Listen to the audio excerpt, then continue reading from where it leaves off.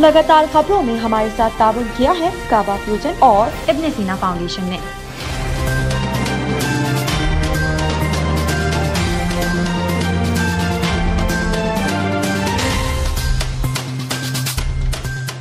अस्सलाम वालेकुम नाज़रीन, OPTV ग्लोबल के साथ मैं हूं वजीहा अब्दुल कादिर। सबसे पहले शामिल करते हैं news headlines.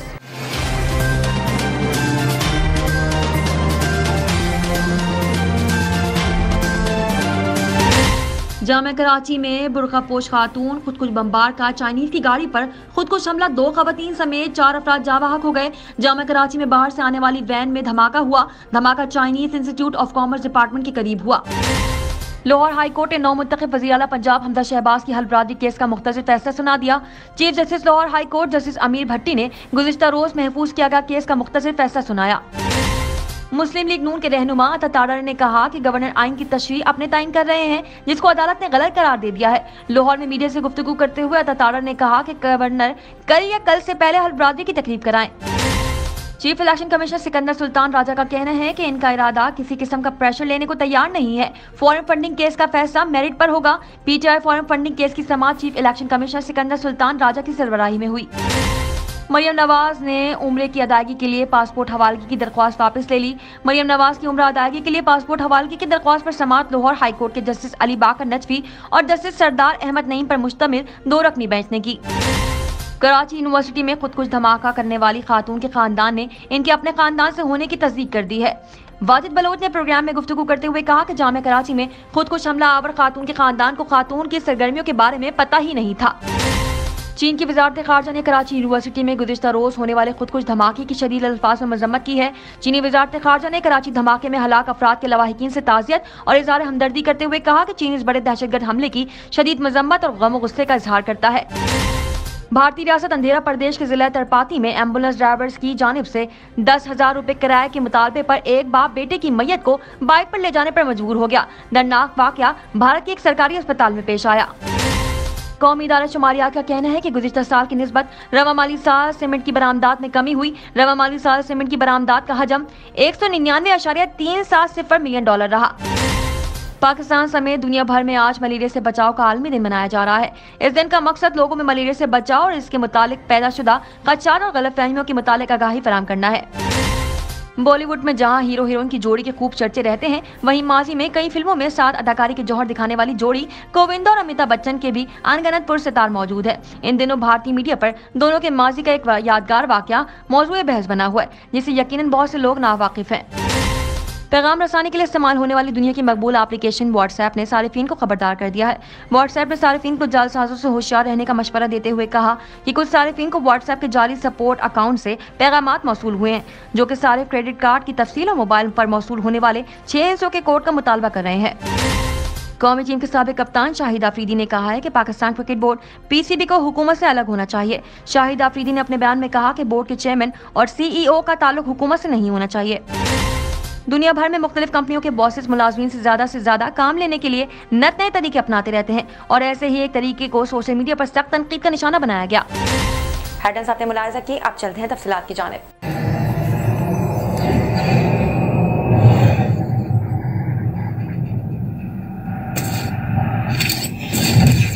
Kaba Fusion is a pharmacist-owned, patient-focused team of professionals with over 30 years' experience providing intravenous medication to pediatric and adult patients in the comfort and safety of their own home.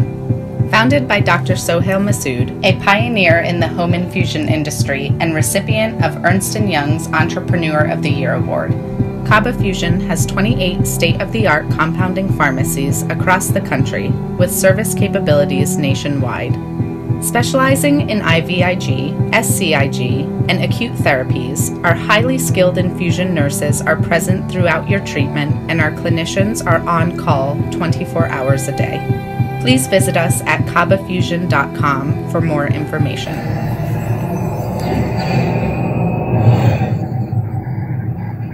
We have expanded our clinics from one small clinic to 7 community clinics across the greater Houston and Port Arthur areas. My name is Dr. Spencer Wood, and our goal is to provide high quality, affordable care for the community. इब्न सीना में primary care doctors के अलावा बहुत सारे specialist भी available है, जैसे कि cardiology, dermatology, psychiatry, podiatry, neurology, nephrology और दीगर स्पेशलिस्ट मौजूद है जो आपकी सेहत की टेक केयर कर सकते हैं। We are providing services like preventive care, including exams and dental cleanings. Counseling and psychotherapy.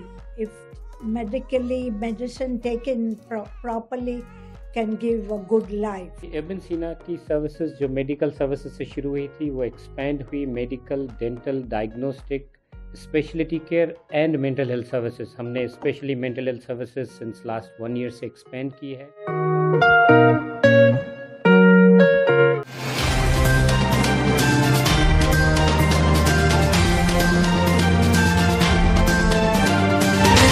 शामिल करते हैं पाकिस्तान से कुछ अहम खबरें।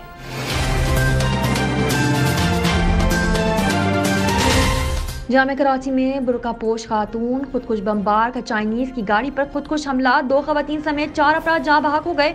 जामे कराची के बाहर जोरदार धमाका हुआ, 4 अफराद जाँ बहक हुए, मुतादिद अफराद जख्मी हो गए। कराची यूनिवर्सिटी के करीब वैन पर धमाका हुआ, 3 अफराद हलाक, मजीद हलाकों तक का इम्कान जाहिर भी किया जा रहा है। जामे कराची में बाहर से आने वाली वैन में धमाका हुआ। धमाका Chinese institute of commerce department के करीब हुआ। लाहौर हाई कोर्ट ने नौमुंतखब वज़ीर आला पंजाब हमजा शहबाज की हल्फबर्दारी केस का मुख्तसर फैसला सुना दिया।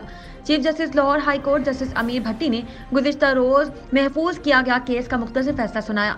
जस्टिस अमीर भट्टी ने मुख्तसर फैसले में कहा कि 25 दिन से सूबे में हुकूमत मौजूद नहीं, हल्फ में ताखीर आइन के खिलाफ है। कल तक गवर्नर पंजाब खुद या किसी नुमाइंदे के जरिए वज़ीर आला पंजाब से हल्फ ले। अदालत के फैसले में कहा गया कि हाई कोर्ट ऑफिस आज ही फैसला सदर और गवर्नर को भेजे। गुज़िश्ता रोज दौरान समाअत chief justice Lahore high court justice Amir Bhatti ने रिमार्क्स दिए थे कि सदर मुमलिकत सो रहे थे। अदालत ने अपने फैसले से इन्हें जगाया है। जस्टिस अमीर भट्टी ने रिमार्क्स दिए कि अदालत ने सदर को याद कराया कि आप रियासत के सरबराह हैं, शायद इन्हें समझ नहीं आई। अदालत को ये बता दें कि क्या सदर ऐसे हल कर रहे हैं। सदर को एहसास नहीं हो सका कि सूबे का क्या करना है तो कोई फैसला करके भेज देते हैं। याद रहे कि हमजा शहबाज शरीफ ने अदालती हुक्म के बावजूद हल्फ न लेने का फैसला लाहौर हाई कोर्ट में चैलेंज किया था।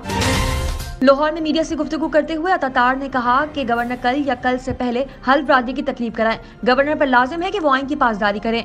वज़ीर आला के इंतखाब के बाद हल्फ लेना लाजिम है। उन्होंने कहा कि गवर्नर आइन की तशरीह अपने तैन कर रहे थे, जिसको अदालत ने गलत करार दिया। हाई कोर्ट के हुक्म पर सदर ने अमल दरामद नहीं कराया। सदर और गवर्नर पंजाब ने आइन शिकनी की है। लीगी रहनुमा ने गवर्नर पंजाब को पैगाम देते हुए कहा कि आपको ओहदे से हटाने की एडवाइस भेजी जा चुकी है, इज्जत से घर चले जाओ।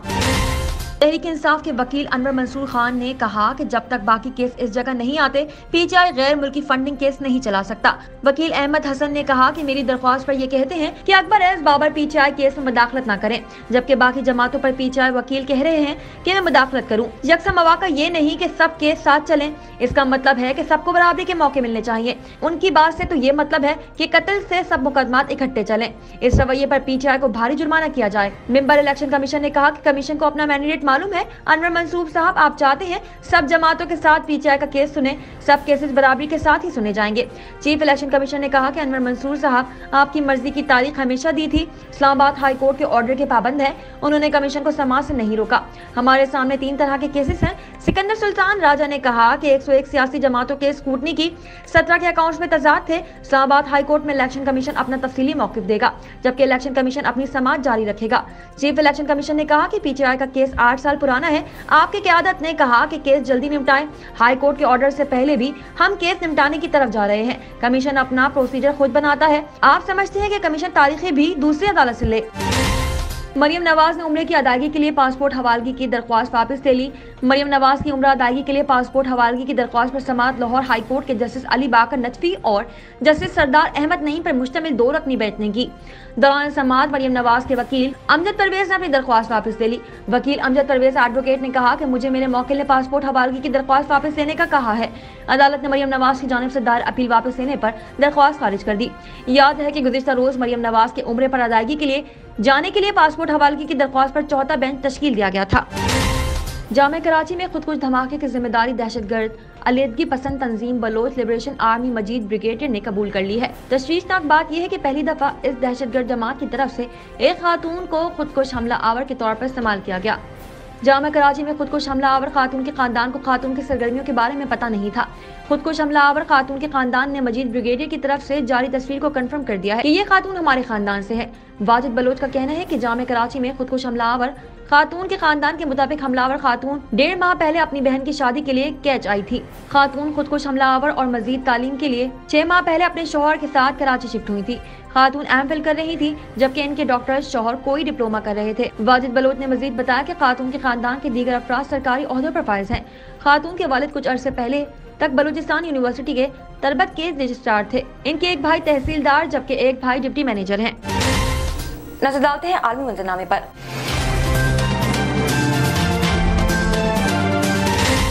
चीन की वजारत खारजा ने कराची यूनिवर्सिटी में गुज़िश्ता रोज़ होने वाले खुदकुश धमाके की शदीद अल्फाज में मजम्मत की है। चीनी वजारत खारजा ने कराची धमाके में हलाक होने वाले अफराद के लवाहिकीन से ताज़ियत और इज़हार हमदर्दी करते हुए कहा कि चीन इस बड़े दहशतगर्द हमले की शदीद मजम्मत और गम गुस्से का इजहार करता है। चीनी वजारत खारजा का कहना है कि कराची धमाके में हलाक चीनी बाशिंदों का खून रायगा नहीं जाएगा। कराची में चीनी शहरियों पर हमला करने वालों को इसकी कीमत अदा करनी होगी। पाकिस्तान में चीनी सिफारतखाने की जानिब से भी कराची धमाके की मजम्मत करते हुए पाकिस्तान में चीनी शहरियों की सिक्योरिटी यकीनी बनाने के लिए मौसर इक़दाम की दरख्वास्त की गई है। चीनी सिफारतखाने का कहना है कि पाकिस्तान मुस्तकबिल में ऐसे वाक़यात दोबारा न होने को यकीनी बनाए। याद रहे कि गुज़िश्ता रोज़ कराची यूनिवर्सिटी में होने वाले बम धमाके में 3 चीनी शहरियों समेत 4 अफराद हलाक हुए थे और 2 चीनी बाशिंदों समेत 4 अफराद जख्मी भी हुए थे। एक नज़र कम्युनिटी न्यूज़ पर।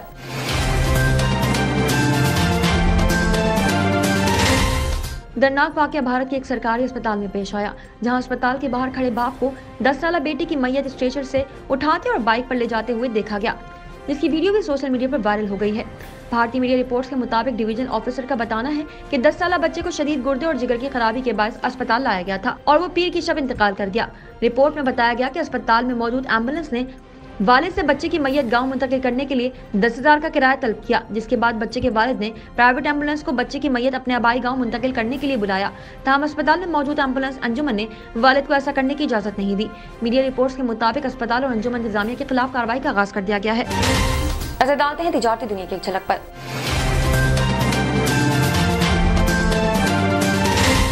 तफसीलात के मुताबिक कौमी इदारा शुमारियात का कहना है कि जुलाई ता मार्च 2021 तक सीमेंट की बरामदात का हजम 199.370 मिलियन डॉलर रहा।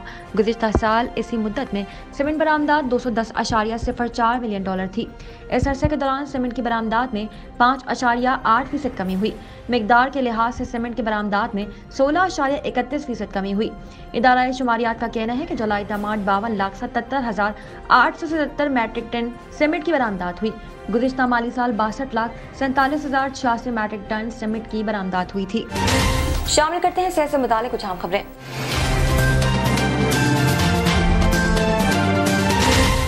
मलेरिया एनोफिल्स नामी मादा मच्छर के जरिए फैलने वाला मुतादिदी मर्ज है, जिसका जरासीम इंसानी जिस्म में दाखिल होकर जिगर की खलियों पर हमलावर होता है। मलेरिया की सही तशख़ीस न होने से हर साल दुनिया भर में मलेरिया के 20 करोड़ केसेस रिपोर्ट होते हैं, जबकि इसकी वजह से हर साल 6,27,000 अमवात भी होती हैं। मलेरिया का सबब बनने वाले मच्छर को आलमी इदारा सेहत ने दुनिया का महलिक तरीन जानवर करार दिया है। मच्छर बिलाशुबा एक खतरनाक कीड़ा है और हलाकत खेजी में ये बड़े बड़े जानवरों को मात दे देता है। आलमी इदारा सेहत के मुताबिक दुनिया भर में हर साल 10 लाख अफराद मच्छर के काटने से हलाक हो जाते हैं। इसके मुकाबले में सांप के काटने से हर साल 50,000 अफराद हलाक होते हैं, जबकि खतरनाक तरीन शार्क भी साल में बमुश्किल 10 अफराद का शिकार कर पाती है। अलावा से दुनिया भर में हलाकत खेज हथियार बनाने और महलिक तरीन कीमियाई तजुर्बात करते इंसान भी साल में 4,75,000 अपने ही जैसे दूसरे इंसानों को मौत के घाट उतारता है। लेकिन मच्छर मज़कूरा बिला तमाम शिकारियों से 4 हाथ आगे है। पाकिस्तान का शुमार आज भी मलेरिया के हवाले से दुनिया के हसास तरीन ममालिक में किया जाता है और मुल्क में मलेरिया दूसरी आम फैलने वाली बीमारी है। पाकिस्तान भर में हर साल के 10 लाख मलेरिया केसेस रिपोर्ट होते हैं। तिबी माहिरीन के मुताबिक बुखार, कपकपी, सरदर्द, मतली, कमर और जोड़ों में दर्द मलेरिया की बुनियादी अलामत है। तिबी माहिरीन का कहना है कि मलेरिया की हर वक्त तशखीस और इलाज न होने की सूरत में ये मर्ज जानलेवा साबित हो सकता है। शामिल करते हैं शोबिज़ और एंटरटेनमेंट की दुनिया का अहवाल।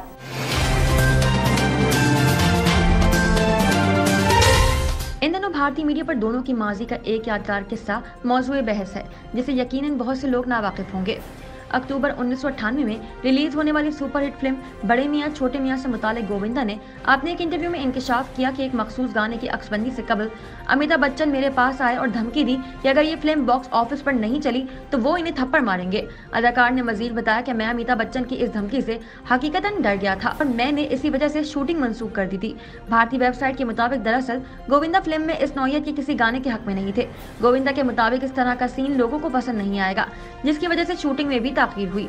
दौरान इंटरव्यू गोविंदा ने बताया कि हिदायतकार डेविड धवन इनके पास आए और पूछा कि आपको इतना यकीन क्यों है कि ये गाना नहीं चलेगा। इस वक्त गोविंदा ने जवाब दिया कि अमी जी ने मुझे थप्पड़ मारने की धमकी दी है, जिसके बाद इन दिनों मैंने फैसला किया कि ये गाना सही नहीं है। सुपरस्टार ने मजीद बताया कि बाद-ए-अज़ां इनकी टीम ने फैसला किया कि जब तक फिल्म के लिए कोई अच्छा गाना नहीं मिल जाता वो शूटिंग नहीं करेंगे। साइंस और टेक्नोलॉजी की दुनिया में क्या नया हो रहा है, आइए देखते हैं।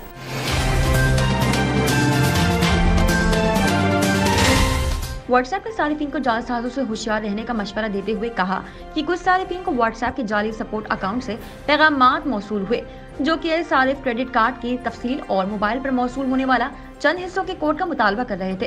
ऐप की सरगर्मियों पर नजर रखने वाली वेबसाइट व्हाट्सएप बीटा इन्फो ने इसका स्क्रीनशॉट भी शेयर किया है, जिसमें एक तरफ ऐप के सपोर्ट अकाउंट के पैगामात हैं तो दूसरी जानिब जाली अकाउंट की तफसीलात हैं। स्क्रीनशॉट के मुताबिक असल अकाउंट व्हाट्सएप सपोर्ट के नाम से होगा, जबकि जाली पर कोई भी नंबर हो सकता है।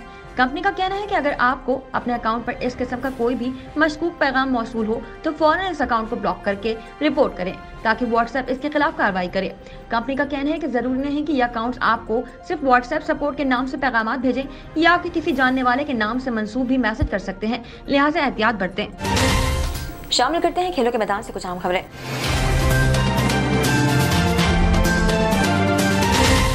कौमी टीम के साबिक कप्तान शाहिद अफरीदी ने कहा है कि पाकिस्तान क्रिकेट बोर्ड पीसीबी को हुकूमत से अलग होना चाहिए। शाहिद अफरीदी ने अपने एक बयान में कहा कि बोर्ड के चेयरमैन और सीईओ का ताल्लुक हुकूमत से नहीं होना चाहिए। उन्होंने कहा कि पीसीबी के अलग इलेक्शंस हो, क्रिकेट बोर्ड को असेंबलियों में नहीं जाना चाहिए। शामिल करते हैं दुनिया भर से कुछ दिलचस्प और मुनफरद खबरें।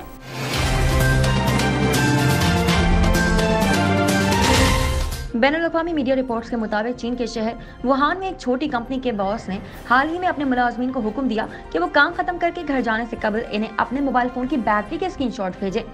रिपोर्ट्स के मुताबिक हालिया महीनों में कंपनी की खराब कारकर्दगी की वजह से बॉस ने फैसला किया कि वो अंदाजा लगाएं कि मुलाजमीन दफ्तर में काम करने के बजाय अपने स्मार्टफोन पर कितना वक्त गुजारते हैं। मुलाजमीन को ये हिदायत इसलिए दी गई ताकि ये अंदाजा लगाया जा सके कि काम के दौरान उन्होंने कितना काम किया और कितना वक्त मोबाइल इस्तेमाल करते हुए जाया किया।